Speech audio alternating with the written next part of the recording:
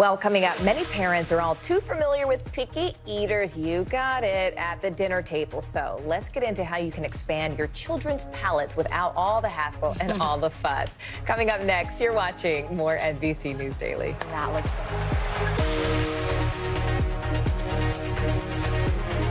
good. Hey, Levi, what do you want to eat? Pizza! Here you go. Oh, thank you. You're welcome. Delicious.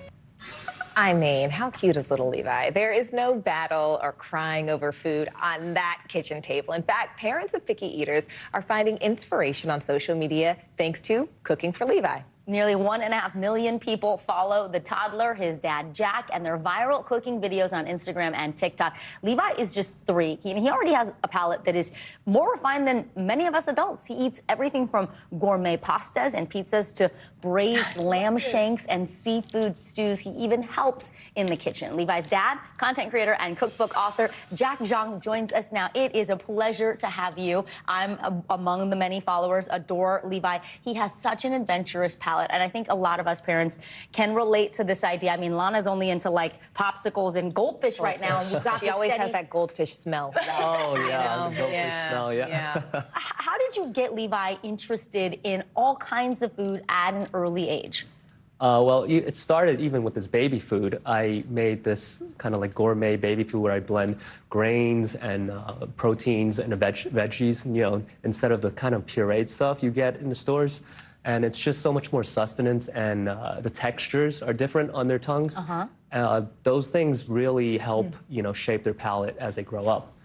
I love what you said about the texture. Now, for those of us who are not skilled in the kitchen, who aren't doing gourmet anything even for our adult partners, I mean, who definitely aren't going to be doing it for a 1-year-old, what would you recommend to parents who maybe aren't, you know, as invested in the cooking process? Are there any cheat sheets you can use? You know, the biggest tip I would give is go to the grocery store, the produce section with your child, and you have to think about it. There's so many different colors and shapes and sizes of fruits and veggies. So it's really like a magical place that you can create, you know. They have vivid imagination, so you can paint stories and stuff and just get them really excited about trying things, maybe even let them pick something out, smell it and stuff. You know, just don't make it so scary, and kind of like make it comforting and inviting and fun. Exactly, yeah. I'm hearing you say that you started early, but also to get your kids involved in the process of making food. What have you heard from parents about the account, and, you know, why you started it? And then also give us like an easy recipe. Is there something in the book that anybody can do? There is a very easy recipe that is called the Ocean Parfait in our book. It's just mixing Greek yogurt with blue spirulina, and you kind of make like this blue ocean-y thing, and then you can add fruits and graham cracker crushed up to make like sand.